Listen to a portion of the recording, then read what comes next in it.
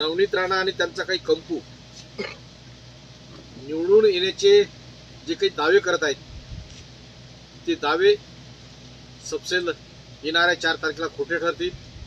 कारण त्यांच्यातीलच काही नेते कार्यकर्ते हा त्यांचा दावा खोडून टाकत आहेत आणि त्या बाहेर प्रचाराला गेल्यानंतर जे काही लोकांनी त्यांना विचारलं, आपण तिथं अमरावती लोकसभेत हारत आहात आणि इकडे तुम्ही आपण प्रचार करत आहात, तर त्यावर त्या उत्तर न देता फक्त एक आव आणून आणि मग विजय रथ बनवणं असेल किंवा पेढे वाटणं असेल, ह्या सगळ्या ज्या काही मनाला समाधान लाभावं यासाठी त्या सातत्यानं प्रयत्न करत आहेत।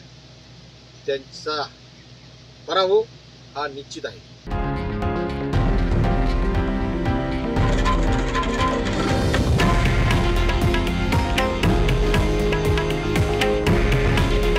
हे आहे देशातील नंबर 1 न्यूज नेटवर्क आणि आपण पाहत आहात TV9 मराठी।